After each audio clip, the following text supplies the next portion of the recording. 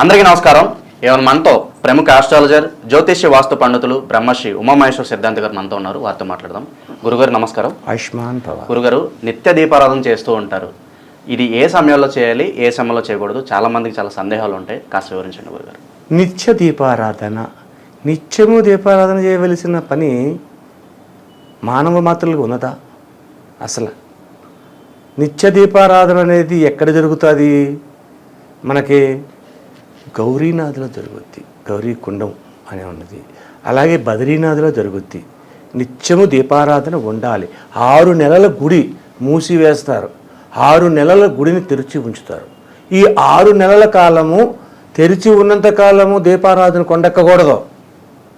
మూసివేశారు, గాలి కూడా లోపలికి వెళ్ళదు. అప్పుడు కూడా నిష్ఠతో దీపారాధన చేసి వెళ్తారు. తెరిచిన తర్వాత కూడా దీపావళి పొందుతూనే ఉంటుంది. నిత్య దీపారాధన అక్కడ ఇవ్వాలి. మన సంసార జీవితంలో ఉన్నప్పుడు నిత్య దీపారాధన చేయడం అనేది చెయ్యకూడదనే శాస్త్రం చెబుతుంది. ఎందుకు చేయకూడదు, ఎందుకు చెయ్యాలి అని మీరు అడిగారు. ఎలాగ అడిగారు? ఎందుకు చేయకూడదు నిత్య దీపారాధన? సంసార జీవితం, భార్యాభర్తలు ఉన్నారు. ఆ ఇంట్లో ఒక అమ్మాయి ఉంది. ఆ అమ్మాయి కొద్దిగా డేట్స్ టైం వచ్చింది, ఆ డేట్స్ ఉంది.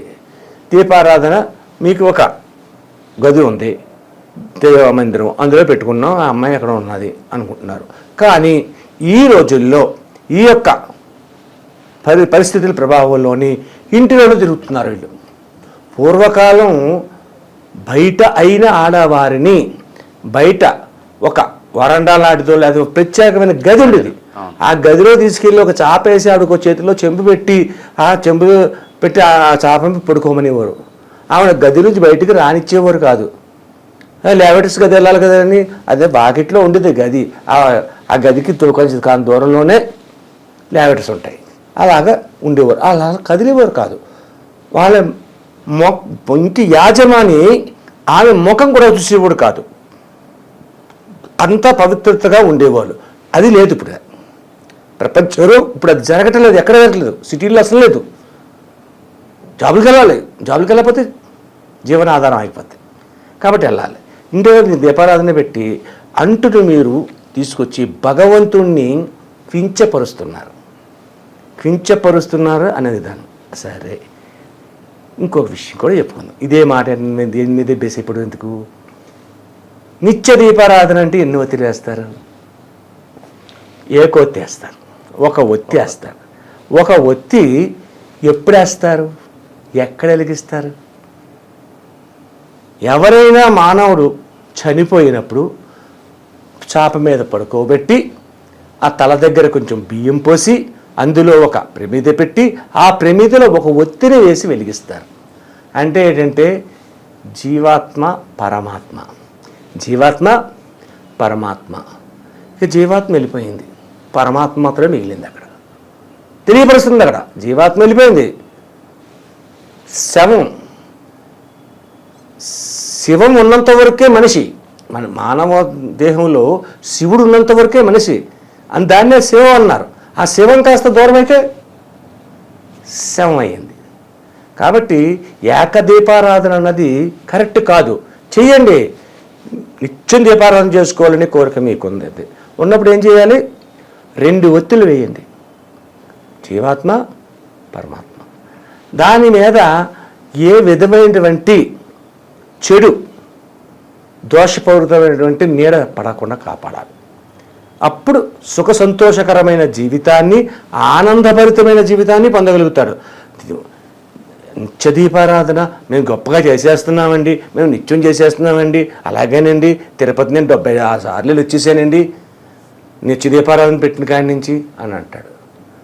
నువ్వు నిత్య దీపారాధన పెట్టేసి తిరుపతి 76 సార్లు వచ్చేసావు అయితే మీ ఇంటి పక్కన ఉన్న రాముల వారి గుడికి వెళ్ళలేవా? వెళ్ళవు, తెలీదు. అటువంటి విధంగా ఉంటాయి. అంటే నిత్య దీపారాధన అనేది మానవ విధానంలో ఈ యొక్క కాలంలోని ఎవరు కూడా చేయరానిది. దీపం పెట్టకూడదు అంటలేదు, దీపం పెట్టండి. ఎప్పుడు? ఇంటిలో శుద్ధిగా ఉన్నప్పుడు. ఇంట్లో శుద్ధిగా ఉంది, నిత్యం పెట్టండి దీపం. ఏ కొత్త కాదు, 2 ఒత్తులు పెట్టండి. 2 ఒత్తులు పెట్టండి. ఏ కొత్తుతోటి దీపారాధన చేయకూడదు, ఎప్పుడు 2 ఒత్తులు ఉండాలి, 2 ఒత్తులు వెలగాలి. లేదా పంచముఖ దీపము అంటాం, నేను చాలాసార్లు చెప్పాను. పంచముఖ దీపానికి దాని వేరే సంగతి ఉంటుంది. త్రిముఖ దీపము ఉంటుంది, చతుర్ముఖ దీపం ఉంటుంది, సప్తముఖ దీపం ఉంటుంది, అష్టముఖ దీపం లేదు, నవముఖ దీపం ఉంది, దశముఖ దీపం ఉంది, ఏకాదశ దీపం ఉంది, ద్వాదశ దీపం ఉంది, అలాగే 1,00,000 దీపం ఉంది, కోటి దీపార్చన కూడా ఉంది. మన ఎన్టీఆర్ గార్డెన్లోని ఎన్టీఆర్ నగరం ఏదో ఉంది, కోటి దీపోత్సవం అని చేస్తారు. ఎంత గొప్పగా ఉంది అది. అంతేగాని నిత్య దీపారాధన ప్రతి ఇంట్లోనే చేసుకోవచ్చా అంటే అమాయకత్వమైన ప్రజలు చేస్తున్న పని తప్పు. నిత్య దీపారాధన చెయ్యాలి అనుకుంటున్నవారు ఎప్పుడు చెయ్యాలి? ఇప్పుడు మొదలు పెట్టాలి. నాకేదో 10 గంటలకి మేలుకు వచ్చింది, 10 గంటలకి స్నానం చేసేసాను, అప్పుడే నేను దీపాన్ని పెట్టేసుకున్నాను, నా ఆఫీస్ టైం అయిపోయింది, వెళ్ళిపోతున్నాను అని కాదు. సూర్యోదయం అనేది కాకుండా లేవాలి మానవుడు. అశ్వత్థమైన గొప్ప గొప్ప మహర్షులైన కలియుగంలోని పోతులూరి వీరబ్రహ్మేంద్ర స్వామి వారైనా సూర్యోదయం కాక ముందు లేచారు. అప్పుడు లేచి శుచితో నిష్టతో దీపారాధన చేసి పరందీపం పరంజ్యోతి అని నమస్కరించుకుని తన పనులు తాను చేసుకునేవారు. అంతేగాని ఎప్పుడు పడితే అప్పుడు చేయడం అనేది కాదు. ఇంకొక విషయంగా తీసుకుందాం. నిత్య దీపారాధన విషయంలో చాలామంది నాన్ వెజ్ తింటారు. నాన్ వెజ్ తినడం తప్పండి అని అడిగితే దానికి తప్పని మేము చెప్పకూడదు, ఒప్పని చెప్పకూడదు. తప్పని అంటే కొంతమంది కోపాలు రావచ్చు, తప్పు ఎలాగైంది అంటవచ్చు. కాబట్టి దీపారాధన అంటే పరమేశ్వరుడికి, విష్ణుమూర్తికి, అమ్మవారికి, ఆది పరాశక్తి దీపారాధనకి ఉపయోగకరమైనది మొట్టమొదటి స్థానం. ఆది పరాశక్తిని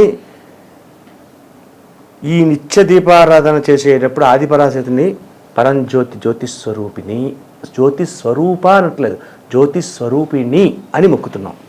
అంటే అమ్మవారు నాన్ వెజ్ తినరాదు, వెజ్జే భోజనం చేయాలి. అటువంటి విధానాన్ని దృష్టిలో పెట్టుకుని చేస్తేనే నిత్య దీపారాధన యొక్క ఫలితాన్ని పొందగలుగుతారు. అలాగని ప్రతిరోజు చేయకూడదు. కోటి దీపారాధన చేసేది ఎంతోమంది ఉన్నారు, ఎంతోమంది మనం చూస్తున్నాం, తప్పులేదు, చేయొచ్చు. ఆ విధంగా చేయాలి. ఎంతమంది పురోహితులు అవుతున్నారు అక్కడ, ఎంతమంది వేద అధ్యయనాన్ని చదువుతున్నారు, ఎంతమంది ఎన్ని మంత్రాలు చదువుతున్నారు. ఇటువంటివన్నీ చేస్తేనే కదా దానికి మన ఇంటిలో పెట్టి పని చేసి మనం ఏం చేయగలం. మన వల్ల ఏమవుద్ది, 1 అరా ఉన్న వాళ్ళకి మాత్రమే సాధ్యమవుద్ది, అందరికీ సాధ్యం కాదు. గురుగారు, ఈ నిత్య దీపారాధనలోనే సాయంత్రం సంధ్యా సమయంలో కూడా చాలామంది దీపాలు వెలిగిస్తూ ఉంటారు, అది ఎంతవరకు కరెక్ట్ అంటారు? దీపాలు వెలిగిస్తారు. అలాగే మనం దీపావళి అనేది కూడా చేసుకుని అంటాం. దీప అంటే దీపం, వళి అంటే వరస. దీపావళి అంటే దీపములు వరస. దీపముల వరస అంటే నువ్వు 5 దీపములు ఎట్టు, మంచి జరుగుతుంది. ఎప్పుడు సాయం సంధ్యా సమయంలో. సాయం సంధ్యా సమయంలో పంచముఖ విధానం అంటే భూమేచ భూమిపుత్రేచ అగ్నేచ అగ్నిపుత్రచ వాయేషు వాయుపుత్రేచ జలేషు జలపుత్రేచ అంబరేషు అంబరేషు పుత్రచ అంటే 5 కన్యలు వీళ్ళు 5 కన్యలు. 5 అనేది ఆడవారిలో దీపారాధనలోని ప్రాముఖ్యత చెందింది. ప్రాముఖ్యత చెందింది అంటే మండోదరి, తార, సీత, కుంతి, ద్రౌపది 5 పతివ్రతలు. అలాగే మళ్ళా ఆడదాని గురించే దీప విధానానికి ఆడది కారణం ఆడదాని గురించే చెప్తాను. కార్యేషు మంత్రి కార్యేషు దాసి కరణేషు మంత్రి భోంచేషు మాత శైనేషు రంభ క్షమయ దరిత్రి అని చెప్తారు. అంటే ఈ పంచ పతివ్రతలు ఉన్నది. కార్యేషు దాసి అంటే దాసిగా భర్త అనుకూలవంతమైన పని ఏది చేస్తున్నా, భర్త అన్నవాడు గొప్పవాడు అయిపోయాడు. ఇక్కడ చాలా గొప్ప పని చేస్తారు మన వాళ్ళు అందరూ కలిపి, కానీ అంత గొప్పదనం లేదు అక్కడ. భార్య ఉంటేనే ఇటు గొప్పతనం, భార్య లేకపోతే ఇటు ఏం లేడు. ప్రతి కార్యంలోని ప్రతి పనిలోని నేను మీకు సహాయం చేస్తున్నాను. దాసివలే అంటే అన్ని పనులు కసువు ఊడుస్తుంది, వంట చేస్తుంది, పిల్లల్ని సాగుతుంది, భర్తకు సమయానుకూలంగా అన్ని చేస్తుంది, బట్టలు ఉతుకుతుంది, ఇన్ని చేస్తుంది. కార్యేషు దాసి కరిణేషు మంత్రి అంటే ఏంటి? రాజకీయ విధానం అవనండి, లేదా సంసారాన్ని నడిపే విధానం అవనండి, చుట్టుపక్కల వాళ్ళు ఉన్న గొడవలు పడే విధానం అవనండి, లేకపోతే బంధువర్గం వాళ్ళు చేస్తున్నది, అందులో మంత్రాంగాన్ని చేస్తుంది. మంత్రి ఏం చేస్తాడు? మంత్రాంగాన్ని చెప్పి మహారాజా ఈ సమయంలో మనం యుద్ధానికి వెళ్ళకూడదు, ఈ సమయంలో మనం ఇలా చేయకూడదు అని ఎలా సలహా ఇస్తాడో కరణేషు మంత్రిగా ఇస్తుంది. భోంచేషు మాత భర్తకి కొడుకుకి ఎలా భోజనం పెడతారు తల్లిదండ్రులు? తిను బాబు, నాన్న తిను, చందమామ రావే, జా వెళ్ళి రావే అని పాట పాడుతూ గోరుముద్దలు పెడుతూ అన్ని బొజ్జగించి లాలించి నెమ్మదించి పెడతారు. ఆ టైంలో ఉండాలి. శయనేషు రంభ అనగానే ఇక్కడ వక్రవర్గం తీసుకోకూడదు. రంభ ఎంత అందంగా తయారయ్యేదో అంతట అందంగాను ఈమెని రూపుని సరిదిద్దుకుంటుంది. అప్పుడు భర్త పరాయి ఆడదాని మీద దృష్టి ఉండదు. శయనేషు రంభ క్షమయా ధరత్రి క్షమించే గుణంలో భూమి మీద మాతకు ఉన్నంతటి గుణం ఉంది. భూమి మీద మనం ఎనరాని పనులు చేసేస్తున్నాం. కొంతమంది కబ్జాలు చేసేస్తున్నారు, కొంతమంది దోచేస్తున్నారు, కొంతమంది తవ్వేస్తున్నారు, శ్మశానాలు కూడా ఆక్రమించేస్తున్నారు. ఆ మాత్రం దానికి ఇంత చేస్తున్నా భూమాతకి సహనం కోల్పోవటం లేదు. సహనంగానే ఉంది, భరిస్తుంది. ఎప్పుడో కోపం వస్తుంది, భూకంపాన్ని సృష్టిస్తుంది. అందులో కొంతమంది పాపాత్ములు వెళ్ళిపోతారు, అందరూ కాదు కొంతమంది. ఇటువంటి విధానాలు ఉంటాయి. కాబట్టి పంచముఖ దీపం గురించి మనం చెప్పుకునే దాంట్లో ఆడుదానితోటి ఎక్కువ అనుబంధం కలిగి ఉన్నది. కాబట్టి దీనిని మనం మనసా వాచ నమ్ముతూ చెప్పాలి. ఇది దీని యొక్క పరమార్థం. నిత్య దీపారాధన గురించి ఎన్నో విషయాలు తెలియజేశారు గురుగారు. ధన్యవాదాలు. ఆయుష్మాన్ భవ.